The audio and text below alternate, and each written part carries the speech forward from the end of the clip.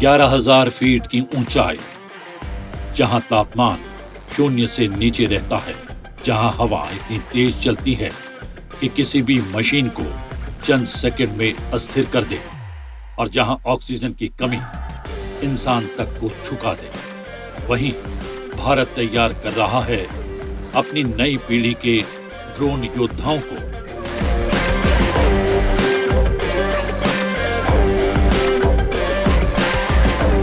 यह है भारत का high altitude drone obstacle training zone, एक ऐसा क्षेत्र जहां जंग के असली हालातों को हूबहू बनाया गया है।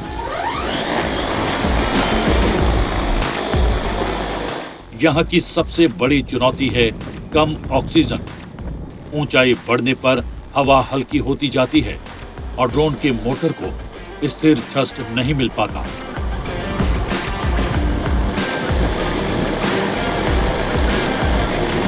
दूसरी चुनौती कड़क ठंड, -20 डिग्री सेल्सियस तक पहुंचने वाली इस ठंड में बैटरी परफॉर्मेंस अचानक गिर जाती है।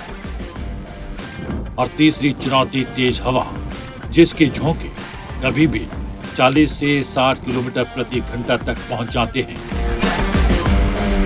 ऐसी स्थिति में ड्रोन को उड़ाना न केवल तकनीक की परीक्षा है, बल्कि ऑपरेटर की समझ, उसकी प्रतिक्रिया और उसकी मानसिक तैयारी की भी कड़ी परीक्षा है।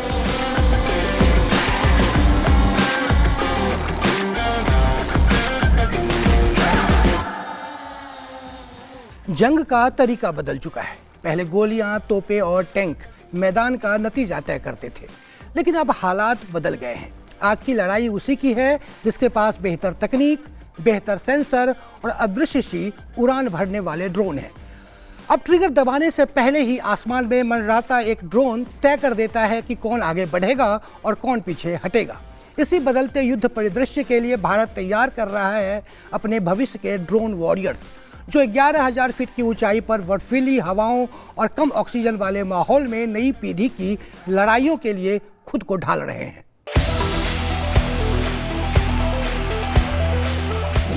देश के अलग अलग हिस्सों से अलग अलग रेजिमेंट्स के जवान यहाँ पहुँचते हैं। 4,500 इन्फेंट्री, आर्टिलरी, सिग्नल कोर, हर शाखा के जवान इस ऊंचाई पर ड्रोन ऑपरेशन सीखते हैं। ये ऑब्जर्वर सब सिस्टम है, ये फोटो सब सिस्टम है। इसका वेट है टोटल 7 kg है। इसका नाम है फ्यूजर्स बैटरी है। ये पेलोड है, ये राइट आउटबोर्ड विंग है और ये लेफ्ट आउटबोर्ड विंग है। सभी का उद्देश्य एक युद्ध में परिस्थितियां कैसी भी हों, ड्रोन को चलना चाहिए, उड़ना चाहिए और मिशन पूरा करना चाहिए।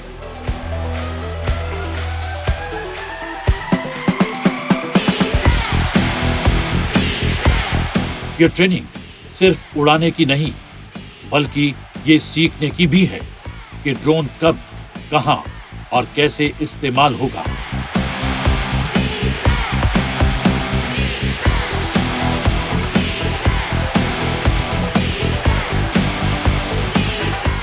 Drone operators are exposed to realistic battlefield conditions and on-ground tactical situations on VR sets of FPV drone in drone training lab.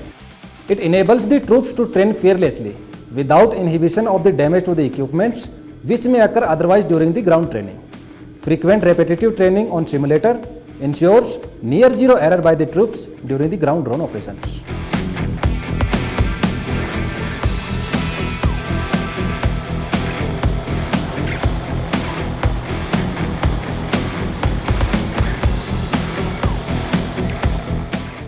यहीं खड़ा है भारत का इकलौता high altitude drone obstacle zone.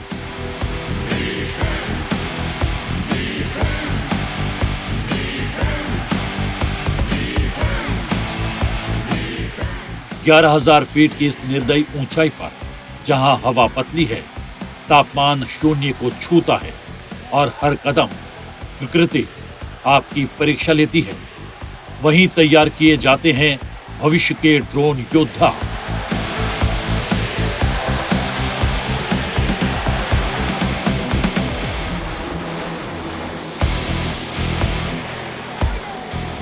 इस जोन में ड्रोन को रोकने वाली हर संभव चुनौती को वास्तविक रूप में गढ़ा गया है।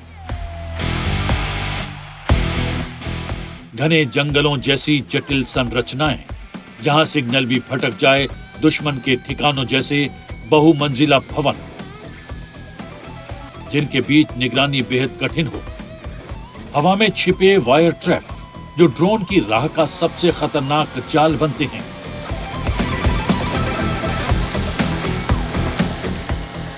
ब्लाइंड स्पॉट, जहां कैमरे में कुछ दिखाई नहीं देता पर खतरा मौजूद रहता है। संकरे पथरीले दर्रे, जिनसे ड्रोन को मिलीमीटर की सटीकता से गुजरना होता है। और ऐसे पॉइंट जहां तेज बहुदिशात्मक हवाएं किसी भी मशीन को असंतुलित कर सकती हैं। यहां की हर बाधा जवान को एक ही बात सिखाती है, अगर असली जंग में ड्रोन का रास्ता रुके तो उसे पार कैसे करना है, कैसे लड़ाई जारी रखनी है और कैसे आसमान से मिलने वाली सूचना को जमीन पर जीत में बदलना है। To achieve surgical precision, operators are trained on drone obstacle course on regular basis. Drone obstacle course comprises a series of obstacles which a operator has to negotiate during his training. These obstacles resemble realistic on-ground and mid-air obstructions encountered by the operator during actual operational scenarios. Fifth generation, जहां लड़ाई सीमाओं पर नहीं तकनीक पर होती है। दुश्मन अब सामने नहीं आता। ड्रोन, सैटेलाइट और सेंसर असली खुफिया सैनिक बन चुके हैं और उस युद्ध में भारत के ये ड्रोन वॉरियर्स सबसे बड़ी ताकत बन रहे हैं। ये ट्रेनिंग सिर्फ सामान्य परिस्थितियों की नहीं, बल्कि उन हालातों की है जहां हर क्षण अनिश्चित होता है। तेज धूप में ड्रोन का कैमरा कैसे प्रतिक्रिया देता है, कौन सा सेंसर कितनी दूर तक सटीकता से पढ़ पाता है और तेज पहाड़ी हवाएं पल पल में किस तरह दिशा बदलती हैं।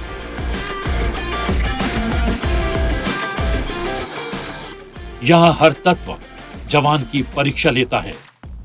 इस ड्रोन ऑब्स्टेकल जोन में जवान को वही चुनौती दी जाती है जो असली युद्ध के दौरान में उसका इंतजार कर रही होती है। With the mindset of eagle on each arm and the formulation of drone platoons at infantry battalion level, special emphasis is given to impart training on equipments such as RPAs, Trinetras, Cyber-1s. Meticulously and deliberately planned training sorties and subsequent operational flights enable troops to observe deeper, thereby enhancing a real-time situational awareness. कई बार GPS को जानबूझकर जाम किया जाता है ताकि जवान सिर्फ कैमरे, कंट्रोल फील्ड और अपने दिशा ज्ञान पर भरोसा करके ड्रोन को सुरक्षित निकाल सके। ये ट्रेनिंग जवान को सिखाती है कि जब तकनीक धोखा दे तो उसका आत्मविश्वास, नियंत्रण और कौशल कैसे ड्रोन को आसमान में जीवित रखता है। जवानों को सिर्फ ड्रोन उड़ाना ही नहीं सिखाया जाता, उन्हें मिशन पूरा करना सिखाया जाता है। Search operation, high altitude surveillance, convoy protection, घुसपैठियों की खोज, टारगेट लॉक और live artillery adjustment. Warfare is an evolving concept, and you're aware that drones is the latest revolution in military affairs, if I might call it, and it's being used extensively all over the world. The Ukraine conflict and our Op Sindoor was a very significant demonstration of this capability.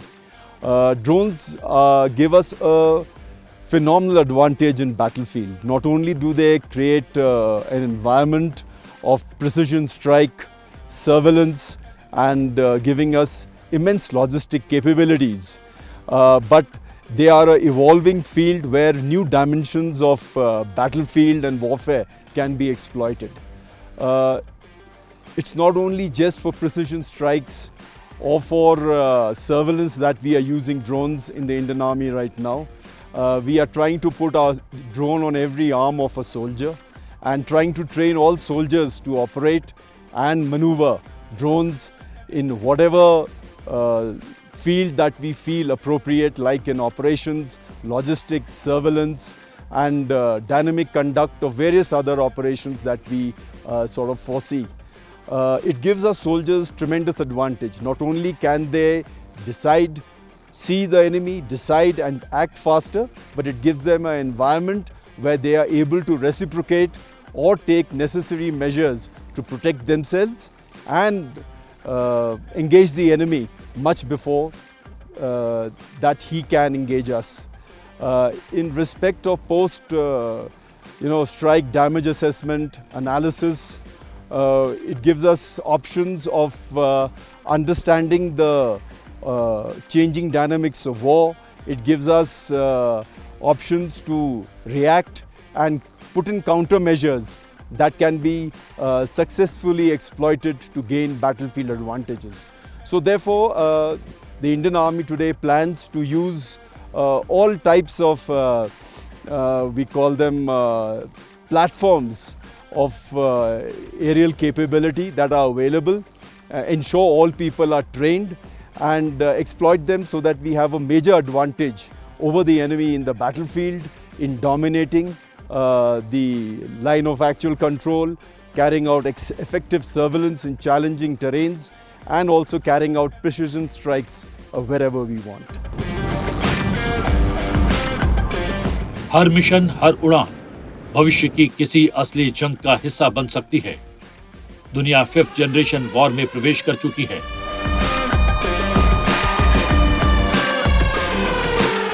जहां युद्ध सिर्फ बंदूकों का नहीं, data, sensor, artificial intelligence और drone का है।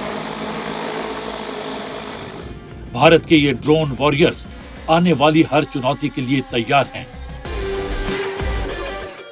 पहाड़ों की कठिन जमीन से लेकर सीमा की खामोश चौकियों तक इनका काम एक है, दुश्मन को देखना, समझना और जरूरत पड़ने पर उसे रोक देना।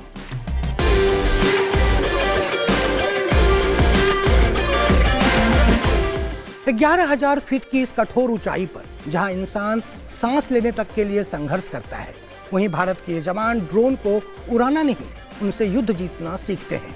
यही है भारत की नई ताकत, नए सैनिक और नई जंग।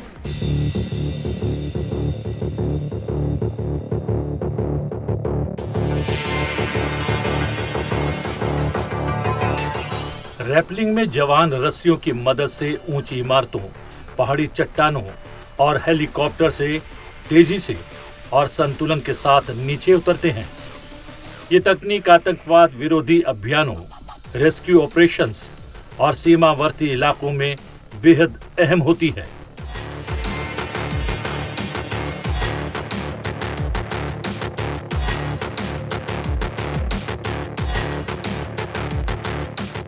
वहीं स्लीदरिंग एक उन्नत तकनीक है जिसमें जवान खड़ी ढलानों या पहाड़ी रास्तों पर तेजी से फिसलते हुए नीचे पहुंचते हैं,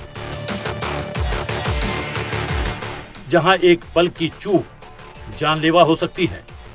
ये प्रशिक्षण केवल शारीरिक ताकत का नहीं, बल्कि मानसिक संतुलन, साहस और आत्मविश्वास की परीक्षा भी है। हाथों की पकड़, पैरों का संतुलन और दिल में देशभक्ति, तीनों का तालमेल जरूरी होता है। चाहे सियाचिन की बर्फीली चोटियां हो, कश्मीर की खड़ी पहाड़ियां या पूर्वोत्तर के घने जंगल, भारतीय सेना का जवान हर परिस्थिति के लिए तैयार रहता है। स्लीदरिंग और रैपलिंग सिर्फ अभ्यास नहीं, बल्कि उस जज्बे की पहचान है जो कहता है कठिन से कठिन रास्ता भी देश के लिए आसान है।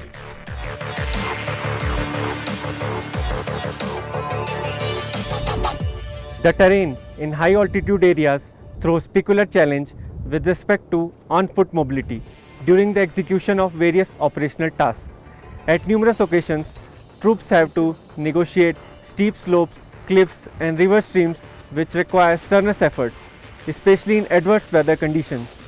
Therefore, at regular intervals, troops hone their rock climbing, mountaineering and slithering skills and thwart mobility resistance posed by terrain. इसके बाद हमारा अगला पड़ाव बना भारत चीन सीमा से सटे कालाधुंती। समुद्र तल से करीब 14,000 फीट की ऊंचाई पर बसे इस इलाके में तापमान -26 डिग्री सेल्सियस तक गिर जाता है। लेकिन इन विपरीत परिस्थितियों में भी भारतीय सेना की चौकसी 24 घंटे जारी है। हमारी टीम जब यहाँ पहुंची तो जवान रियल टाइम वॉर प्रैक्टिस कर रहे थे।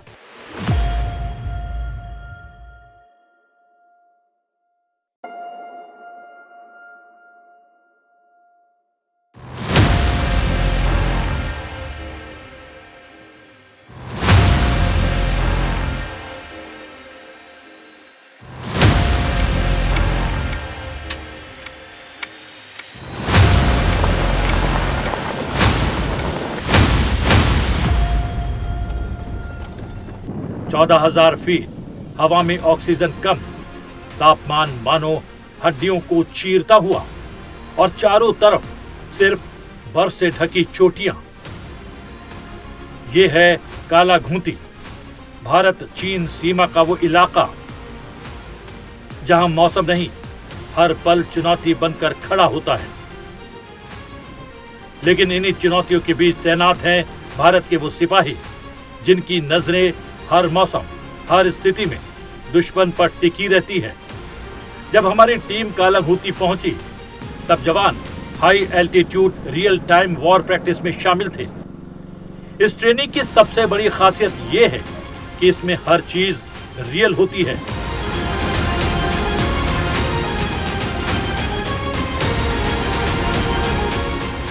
उनके टारगेट, फायरिंग और उनका रिस्पॉन्स टाइम, यहां नकली दुश्मन नहीं होता। टारगेट असली लोकेशंस पर सेट किए जाते हैं ताकि किसी भी आकस्मिक स्थिति में जवान तुरंत सटीक और निर्णायक कार्रवाई कर सके।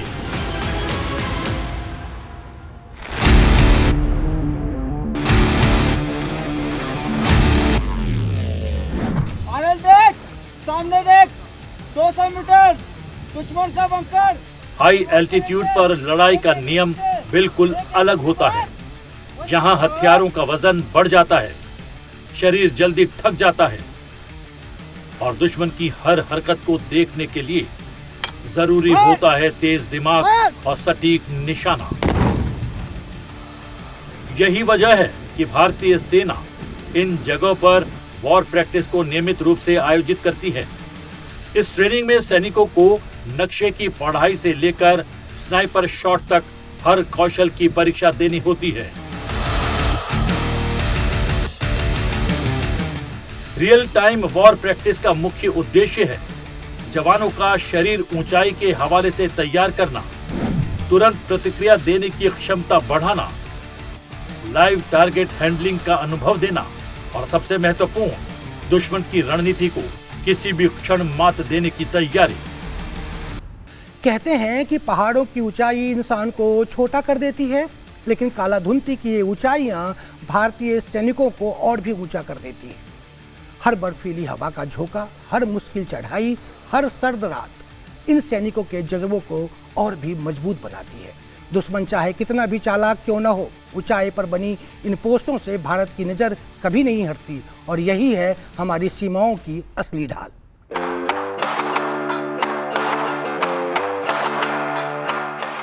कालाघूंती की ये तस्वीरें सिर्फ एक जगह नहीं दिखाती, ये हमें याद दिलाती हैं कि हमारी सुरक्षा की असली कीमत क्या है और उसे चुकाने वाले कौन हैं।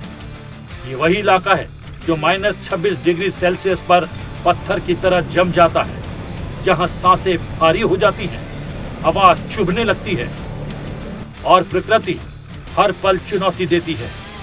लेकिन इसी कठोर धरती पर हमारे सैनिकों का हौसला, उनका संकल्प कभी नहीं जमता, कभी नहीं रुकता। हिंदुस्तान की जय हो, निकाल हो, निकाल हो, निकाल हो, निकाल। वो यहाँ खड़े हैं ताकि हम सुरक्षित रह सकें।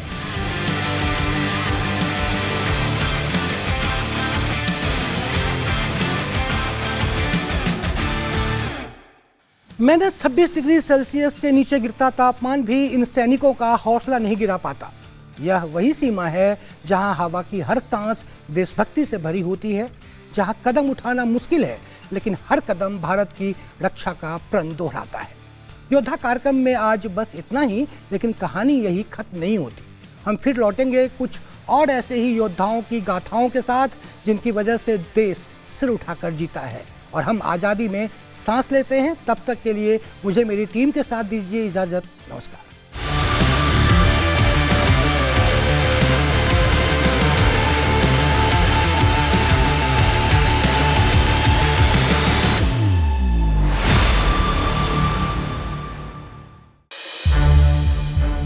संसद टीवी के और भी प्रोग्राम्स देखने के लिए सब्सक्राइब करें हमारा YouTube चैनल और हाँ, इन्हें लाइक और शेयर करना ना भूलें।